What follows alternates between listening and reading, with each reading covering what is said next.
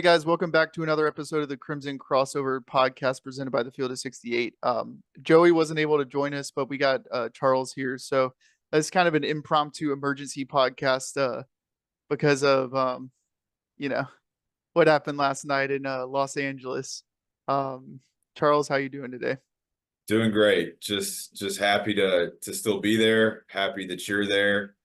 Feeling pretty elite this morning. Just very excited to be back and to preview an Elite Eight game here in the next few minutes.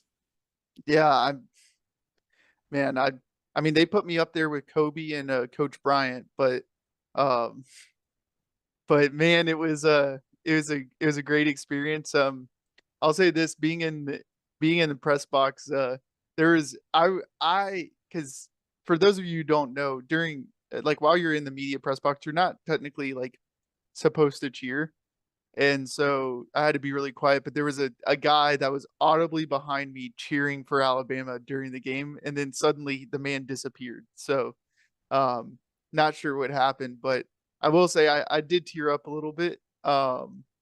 And fortunate enough, the way the press box worked, Danny Stewart and then my wife Sam, they were at the game. It just so happened that their seats were directly below the press box where I was sitting, and so they got to sit like directly below me. And so the three of us, essentially, or two of us, because Sam left at halftime, but got to watch the game together. So that was kind of cool. That's for the few minutes that we were on the space together. That's kind of what I talked about. Is just I think everybody's going to remember, whether you were there or not, who you were there with. I mean, the game ended at 11-10, and I got a 4 and a 5-year-old jumping up and down with me, excited every time Grant Nelson makes a shot or we get a rebound or get a defensive stop. I mean, and that's what I'm excited about, for Saturday too.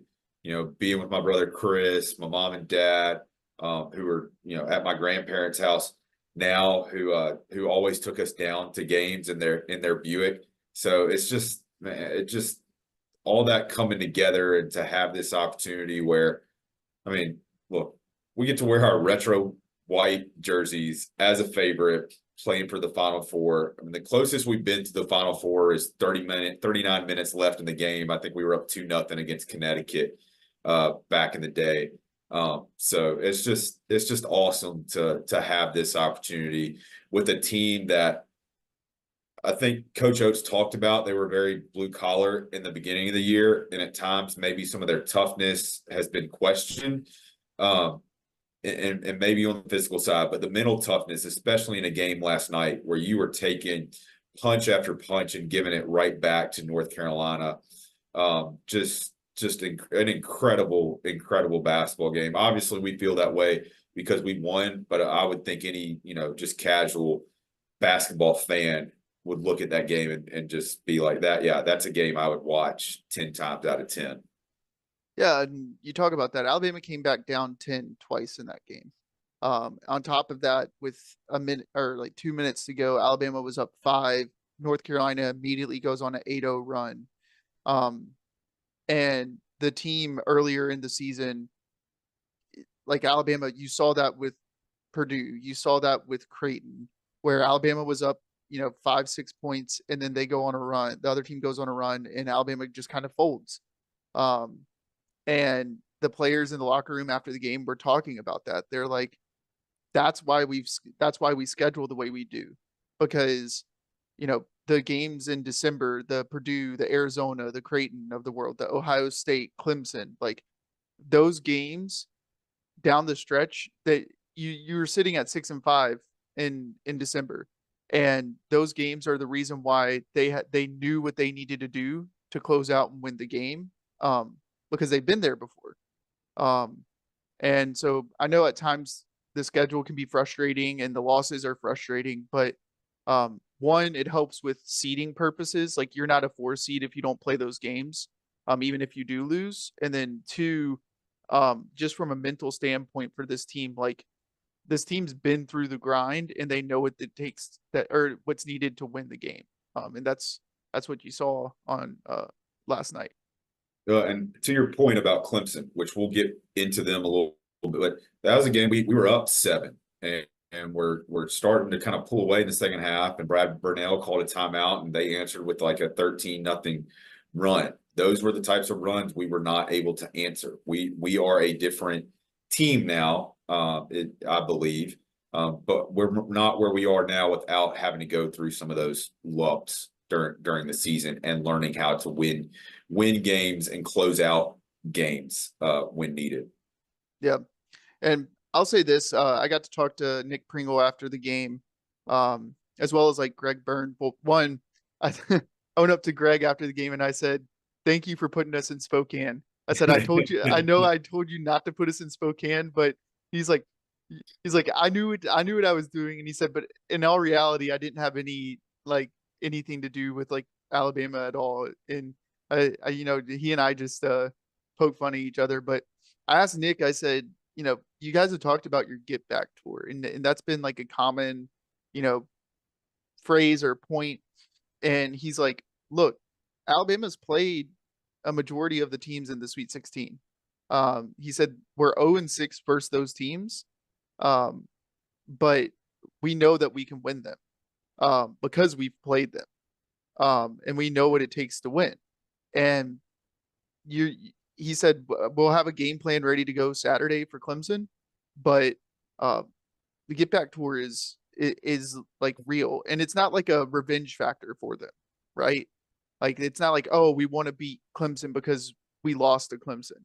Like they are out to prove, the the whole link thing or whatever everyone Yeah. says. Like I I'm not really a big fan of of that kind of stuff, like the whole phrases and all of that. Like just let your mentality speak for itself on the court.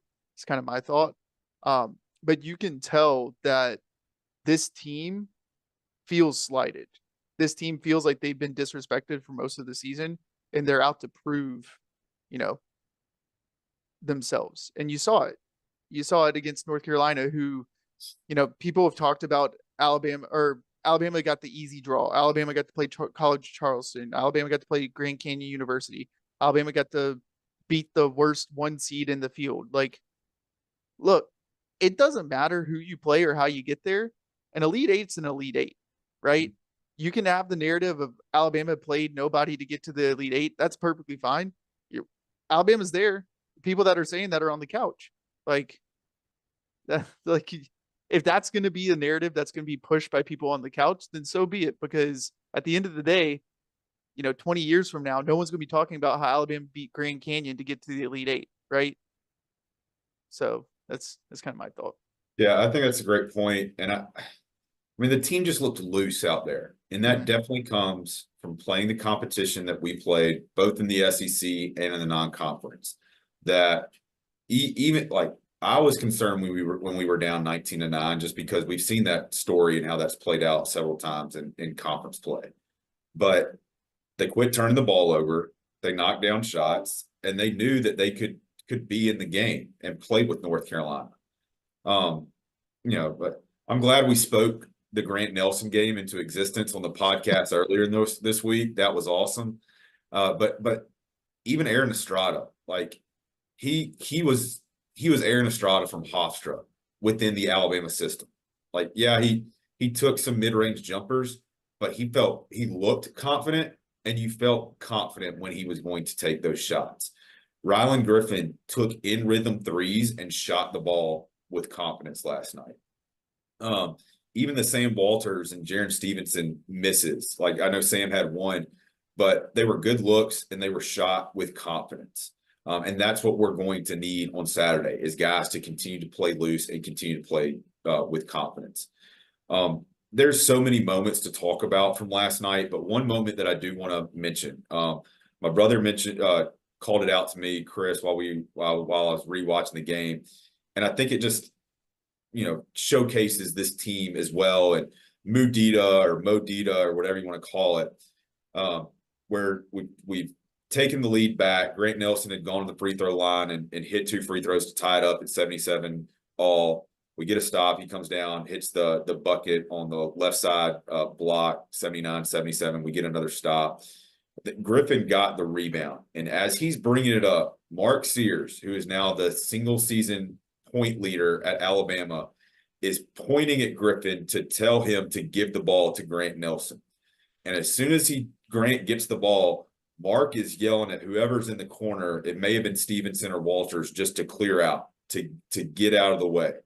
And Grant steps up and hits a three. Like, again, that is your single season point leader who has had a phenomenal year, was not forcing it in the second half, was letting the game come to him. But you would think at that moment he'd want the ball in his hands. And he knew that the team was bigger than himself. He knew the kind of night that Grant was having, and Grant answered. And if you watch that play all the way through as Grant hits it, like, Oates was excited, Sears was excited. That's a play that's really just stuck in my memory from last night, as just what this team encapsulates as far as how much they enjoy playing with each other and how much they enjoy playing for each other. That it's not, as much as we talk about Mark Sears and he deserves all the accolades, it's not just the Mark Sears show. This is a basketball team that enjoys the success of everybody on the team. That, and you talk about Mark Sears giving it up in the second half. The big one is the Grant Nelson and one, right? Mm-hmm. Mark is probing the lane, trying to get in and he's trying to be the guy, right? Like Mark wants that moment, and Mark deserves that moment because he's an All-American, right? He's one of the best guards in the country. If not the best guard, in my personal opinion. I might be biased, but but you see him probing, and North Carolina does a great job on defense. They're stopping him, they're preventing him from getting inside. Mark draws the double team and throws it up over the double team to Grant, to where he gets an and one. Alabama goes up.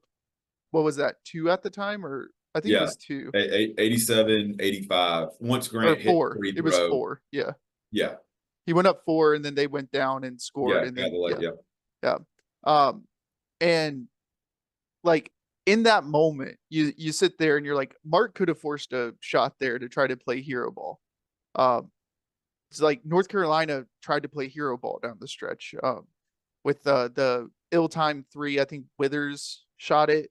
That Ryland got the rebound and did a run out, and I think Grant got to the line or something.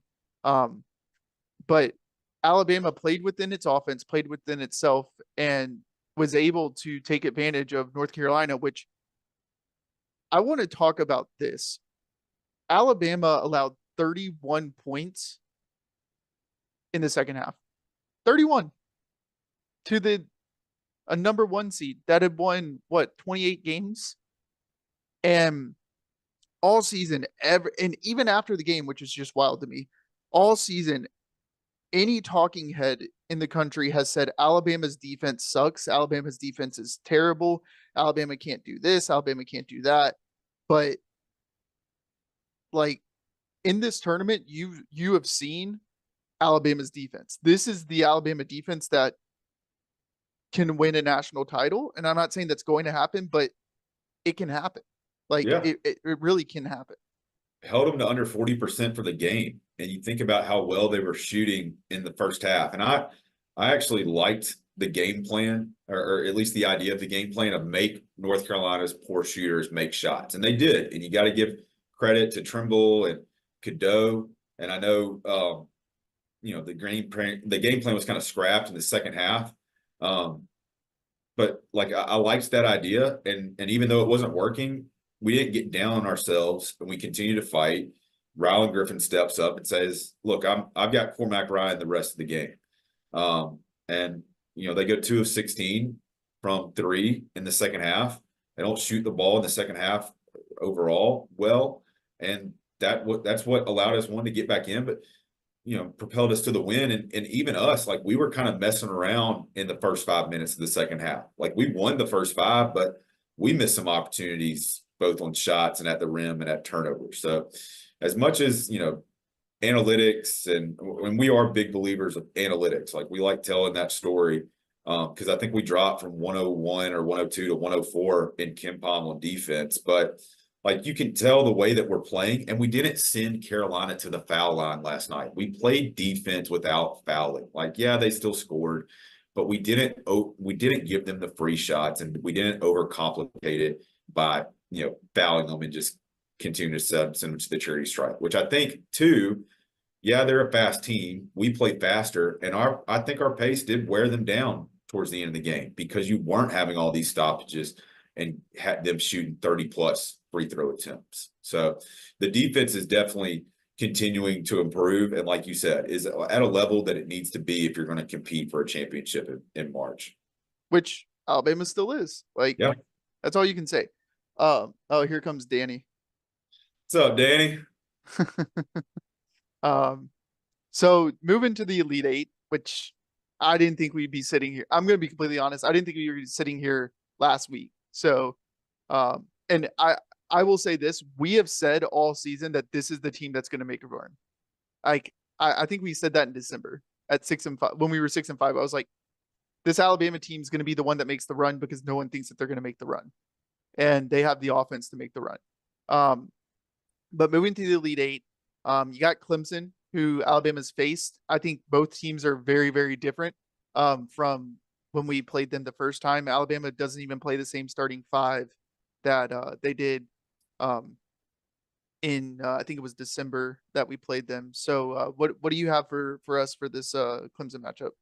When we played them, we were coming off the Emerald Coast Classic, which was a disappointment, going 1-1, and it really started to show some of the deficiencies that we had on the defensive side. Because we gave up 92 points to Ohio State and 91 to Oregon. So there was a lot of questions on, okay, yeah, this is a great offensive team, but can the defense improve? And that game also tipped at 8:30.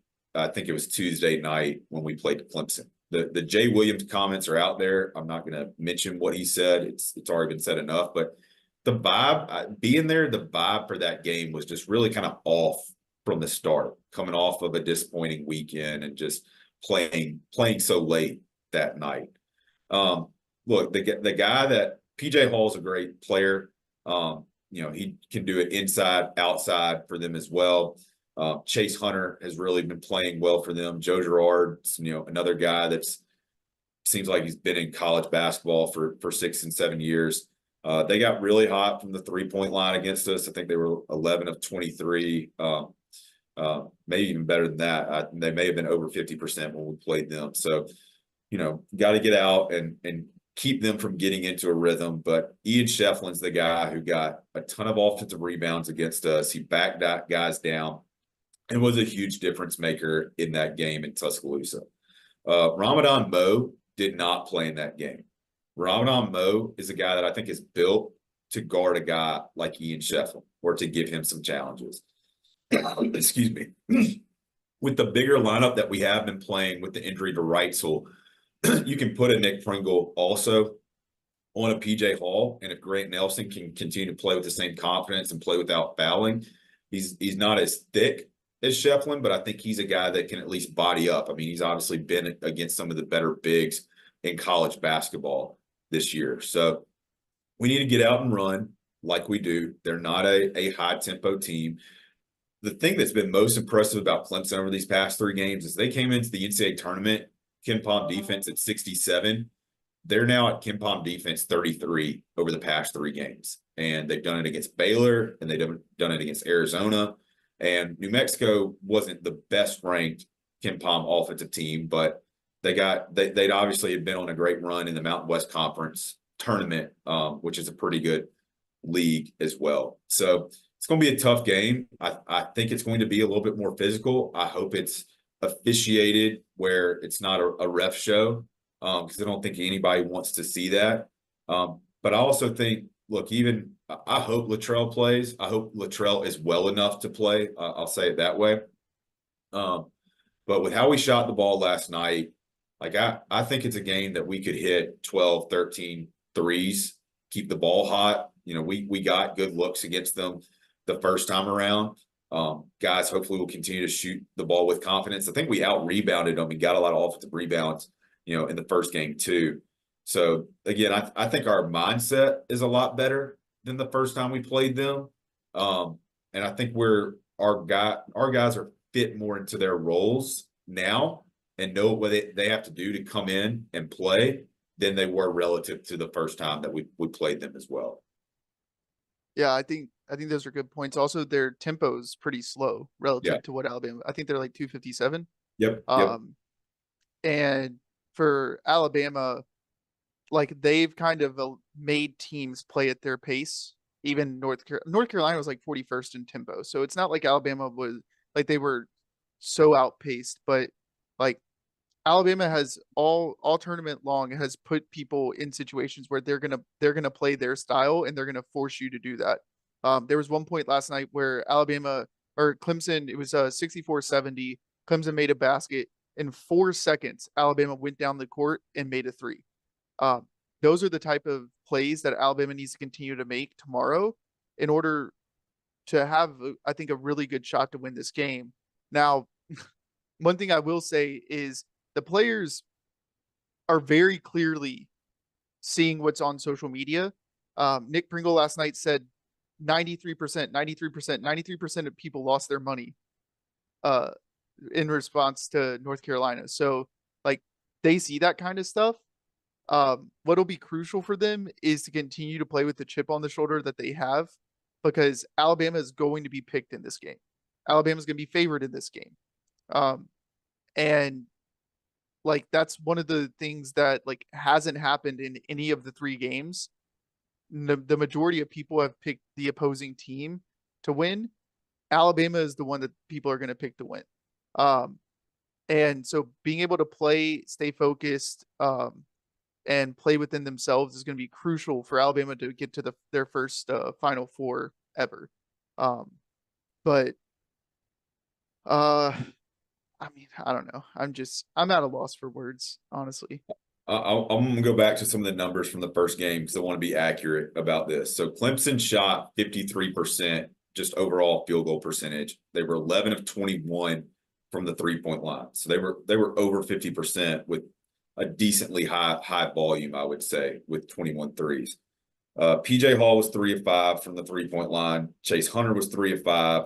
Joe Girard was 4 of 7. Like you can't have all three of those guys shoot over 60% from the 3-point line. So stopping at least one, if not two of those guys is obviously going to be crucial. And when I say stop, again, don't let them be hot from the 3-point line. We took care of the ball pretty well in the first game. I think that was pretty crucial last night too, is that I think at the end of the day, we only had 10 turnovers. We had 7 in the first half. So really did a good job of taking care of the ball in the second half. But if we can keep the ball hot, keep the ball moving, finding shooters, attack the rim with the idea to score, which we did last night, and make them collapse to where we then eventually get some good looks from the outside. Like that is Alabama basketball now, and that's what we got to continue to do is attack the rim and look to score at the rim, then looking, in my opinion, to initially kick out first. Play inside and then let the outside game come from there. Yeah, and Clemson's one of the worst teams in the country as far as forcing turnovers. I definitely think they're in the bottom half. I saw the stat, but I didn't have it pulled up. But um, turnovers have been the key for this Alabama team the entire season. If Alabama doesn't turn the ball over more often than not, they win the game just because of how prolific the offense is. And I know a lot of people have harped on the defense, but when you can outscore every single team, like defense is all you need is a couple of stops and Yep. you win the game. Um, just because of how efficient the team is. Now, I'll say this: I would expect Reitzel to play. That would be my expectation. I don't know if that. I think he was closer to playing last night than people think. Obviously, he was participating in shoot around. He was doing practice before the game, and it just ended up being like a call, last minute call. But I would expect him to play, and I could be wrong on that. That's just the kind of vibe that I got in the locker room. And then I would also expect Pringle to play. I don't think Pringle's gonna miss this game. He's not that kind of like, even if he's hurt, he's gonna play. Like that's the kind of person Pringle is. Um, but all in all, I mean, I don't think you could ask for a better situation for Alabama. Um, and I want to level set this, even if they do lose, and I know it would be frustrating if they lost just because of, how close they are. this is like beyond exceeding expectations at this point. Like this season is beyond anything I could have thought it would be. Um, I again thought we were going to lose the round of 32. So um, it's just, I don't know. I don't know. But whatever happens tomorrow night, what I feel comfortable about going forward is we're led by a coach that's not going to settle, that's not going to get comfortable. He's going to continue to go out there and recruit and develop and bring in good talent. He's going to continue to find new ways to win basketball games. I mean, I don't think the system's changing from what it's been, but he's going to be on the cutting edge of where the game's going, instead of just sitting back on I've made an Elite Eight run and I've gotten us close to the Final Four or anything like that. So, regardless of what happens Saturday, like this program is in a good place and is going to continue to build on this. I don't see us, falling back into what we had to deal with over the past 2 decades, I guess. Yeah, and I talked to you. I said this before the podcast. Like I said, super thankful, but for this, but I had an opportunity to go to the team hotel after the game, and like congratulate all the players. Nate Oates. Well, first of all, none of the assistants walked in with the team, um, at all. I didn't see Preston Murphy. I didn't see Austin Conch. I didn't see Ryan Pannone at all. Nate Oates said in this press conference that the assistants were already working on the game plan right when the ball or right when the game finished. So I presume that the reason why they didn't walk in is because they immediately went back to the team hotel to start the game plan. Nate said that they would have it ready to go before breakfast this morning, and that no one was going to sleep, like meaning the coaches were not going to sleep. Um, but Nate walked into the team hotel before the team did, probably like 15 minutes before the team did, said hi to a few people, and immediately went upstairs. Like, did not linger, did not cheer, did not like just immediately went upstairs. So Nate wants this. That's as locked in as I have ever seen Nate Oates. It's not like that's not just like words just to say words. Like he is like, this is it. Like we're gonna do this, and you can tell based off of the second half adjustments that he made. Like in the during the season, and I love Nate. There were times where I thought adjustments needed to be made and they didn't happen. And we just kind of stuck with the game plan. But in the second half, you can tell, and the players stepped up too. Rylan literally told Nate that put him on Cormac Ryan because he wanted to shut him down. Pringle told Nate to put him on Baycott because he was the Baycott killer. That's what he told me last night. He's like, he literally said, he went up to Nate and said, "Put me on Baycott. I'm the Baycott killer."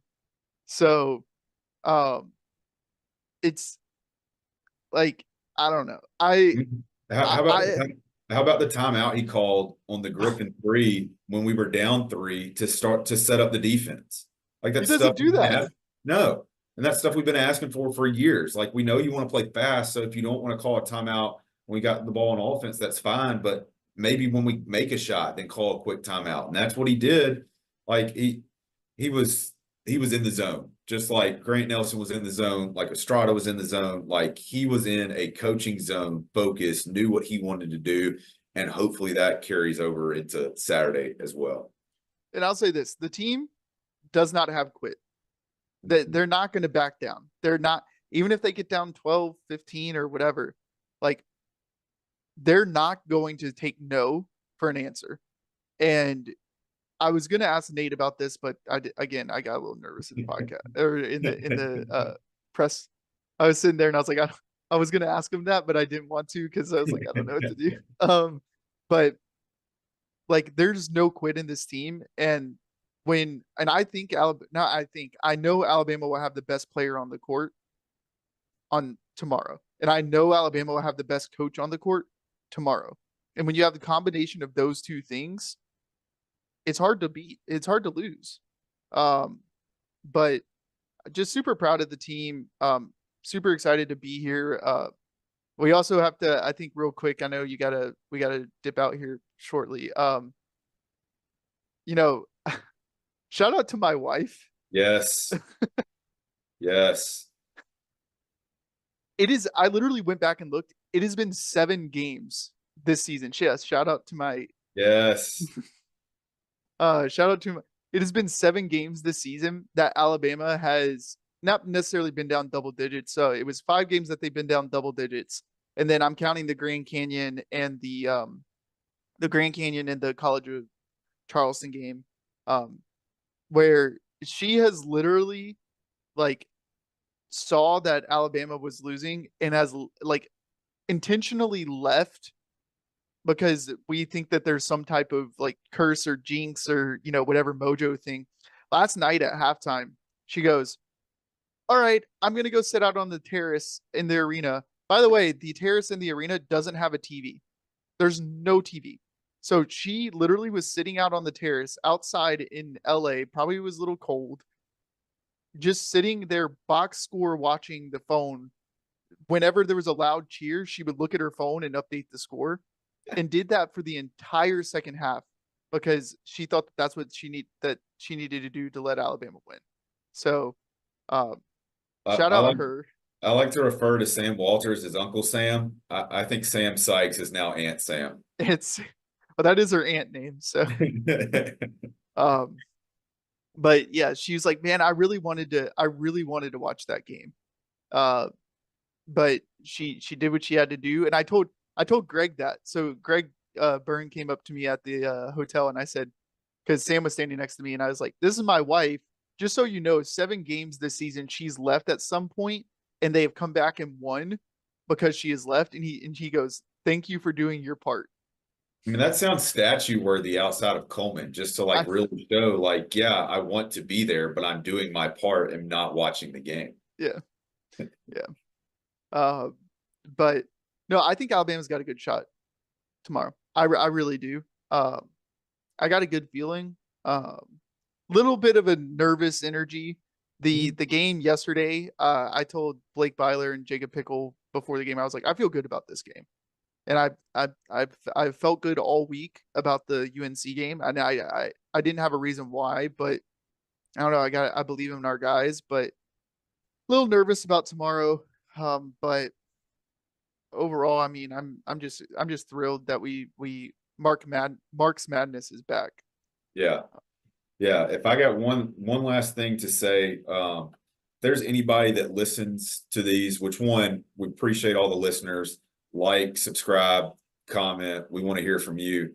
But we were talking in our group chat before. If there's anybody that makes a really good Alabama white sauce, they need to contact the Alabama. We need to bottle that, and that needs to be the Grant Nelson white sauce for NIL to see if we can keep him for another year. Just to put that out there for some people to start thinking about things like that. But man, we really appreciate everybody who's listening to us. Like when I talk about, how fun this is doing it with people, it's getting on with you, Christian and Joey and some of the other people that we get to talk to. Like this is what's made this experience even more special, is like there are Alabama basketball fans out here that really care about this program, that care about the success about this program, that know the game of basketball and want to share that with people. So appreciative to you, appreciative to Joey, and just appreciative to all of our listeners out there who suffer through us every week trying to hear about Alabama basketball. Yeah, and I'll have some stats or some takes that I'm not going to mention just because I don't want them to jinx. But there's some stuff that hopefully I get to release on Saturday in relation to maybe some podcast stuff or different things like that. But um, for people that have asked, I'm trying to get in contact for like an Elite Eight shirt. Uh, I've tried to be proactive with that, but you know how things go sometimes. So I don't know if we'll have one. I mean, we'll definitely have one. Um, if we lose, I'll definitely still try to do that. But if we win, we probably might just wait till the Final Four and just do a Final Four shirt. Which I guess I'd be able to release that design if we made it, huh? Yeah. Unlike last year, but um, how improbable is, and for everyone that says that Alabama can't beat a 1 seed, did it last night. Yep. Did it last night. So, and a blue blood, according, yeah, Danny is right, and a blue blood. And then we get to wear our retro jerseys in the Elite Eight, which is just incredible. Yeah. Absolutely incredible. But anyway, I think we'll jump off here after this emergency podcast. Appreciate, like Charles said, appreciate you guys listening. Be sure to like, subscribe, comment, repost, like it on Twitter, share it on Facebook, whatever you guys do. Be sure to shop J&J Apparel. I'm wearing their polo. We got the pullover right here from Charles. And uh, maybe we'll have to have an emergency podcast on Sunday.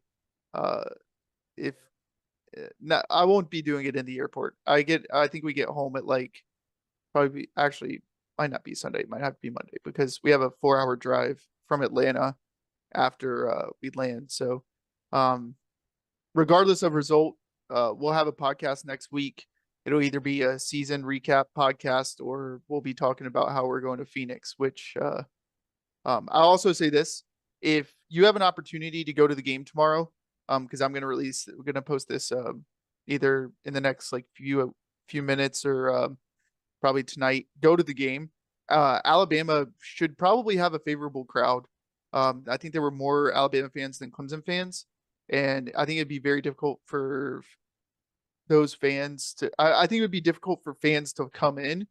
Um, Obviously, I think that'll happen, but tickets are like $40 right now, to get in. So if you're in an area where you can either drive in, or like if you're on the West Coast, or I mean maybe even fly in, come to the game because there's an opportunity that you're going to witness Alabama history tomorrow.